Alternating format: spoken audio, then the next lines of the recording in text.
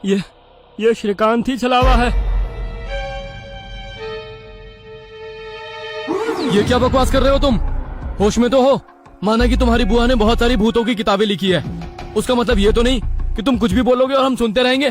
मेरा विश्वास करो सब, श्रीकांत ही छलावा है। जब ये वीरान जगह पर झाड़ी के पीछे गया था तब मैंने इसे किसी साए की ओर घूरते हुए देखा था। जब मैं देखने के लिए आगे बढ़ा तभी मेरी चप्पल में कांटा चुभने की वजह से मेरी चीख निकल गई और वो साया वहाँ से गायब हो गया। शायद तभी उसने श्रीकांत को पकड़ा होगा और उसके शरीर पर कब्जा किया होगा। चल जल्दी से इसे मार डालो वरना ये भाग जाएगा। ये सुनकर सभी के होश उड़ गए, लेकिन उसकी बात में कुछ तो वजन था। ए श्याम, जबान संभाल कर बात कर। भतीजा है ये मेरा, अगर इसको किसी ने हाथ भी लगाया तो मार डालूंगा। हाँ, प्यून गुस्से में बोला। सर जी, इस पांडु की मत सुनिए, मुझे भी लगता है कि यही छलावा है, क्योंकि हम सभी ने झाड़ी से आती श्याम की चीख सुनी थी। श्याम बिल्कुल सच कह रहा है। ड्राइवर बस चलाते हुए बोला। अरे शक की सुई तो इस श्याम पर भी है, यह भी तो झाड़ी के पीछे गया था और दिखाई नहीं दे रहा था। ऊपर से यह विकास हम दोनों की नजर से दूर था, शायद इसे ही छलावे ने बस के नीचे खींच लिया और वहीं मार डाला। तो ये दोनों क्यों नहीं हो सकते छलावा? प्यून ने कहा। अरे मैं जिंदा हूँ, मैं छलावा नहीं हो सकता। श्याम ने कहा। हाँ, और ये श्याम हमारी कब से मदद कर रहा है, ये छलावा होता तो हमारी मदद क्यों करता? अब बचे तुम तो ड्राइवर के बाजू में ही थे, इसलिए ये श्रीकांत ही छलावा है।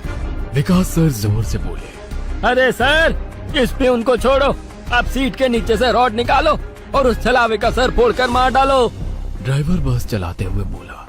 यह सुनकर श्रीकांत डर के मारे प्यून के पीछे छिप गया। विकास सर ने सीट के नीचे से लोहे की रॉड निकाली। प्यून ने उन्हें रोकने की कोशिश की, लेकिन विकास सर ने उन्हें धक्का मारा और रॉड श्रीकांत के सर पर मारी, लेकिन श्रीकांत वहां से हट गया और नीचे गिर गया।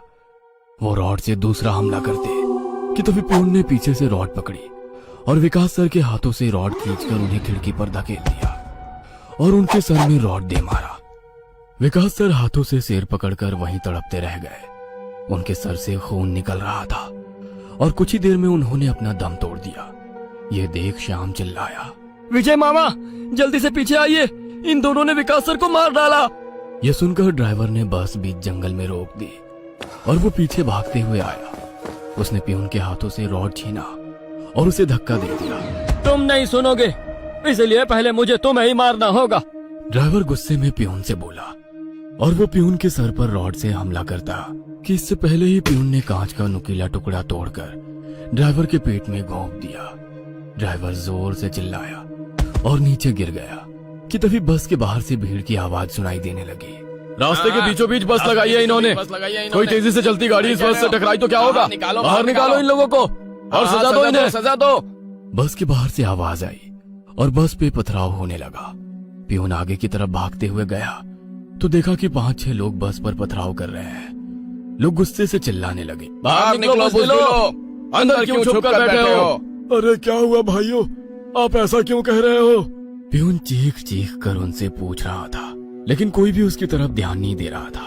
तभी श्याम श्रीकांत से बोला। ये लोग सिर्फ छलावा है, हम जंगल में रुके हुए हैं, इसलिए हम मुसीबत में पड़ चुके हैं। विकास सर और ड्राइवर दोनों मर चुके हैं, फिर भी हम छलावे से बाहर नहीं निकले।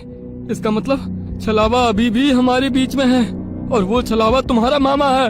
ये सुनकर श्रीकांत की आंखें फटी की फटी रह गई। नहीं, ऐसा नहीं हो सकता।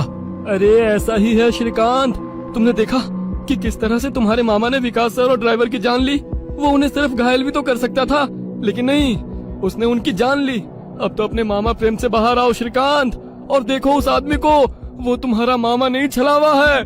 यह सुनकर श्रीकांत सोच में पड़ गया। श्रीकांत, लोग अभी बस के कांच तोड़कर अंदर आ जाएंगे और हमारी जान ले लेंगे।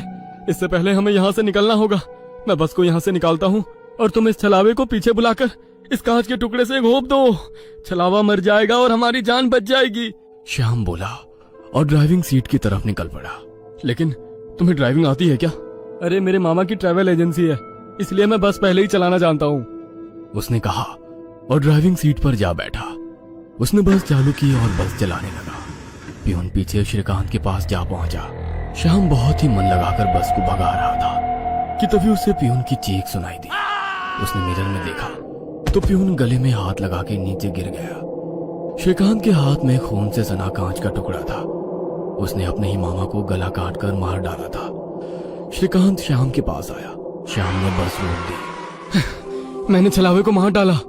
ये सुनकर श्याम जोर जोर से हंसने लगा और उसकी आंखें लाल हो गई और वो डरावनी आवाज में बोला,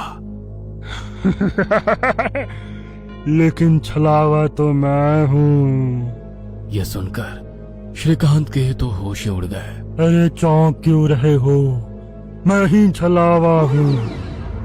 जंगल में जब बस के आगे सुअरों का झुंड आया था तभी मैं बस में घुस गया था। मैंने बस में सबसे कमजोर और थका हुआ यात्री चुना। ये श्याम थकान के कारण गहरी नींद में सो गया था।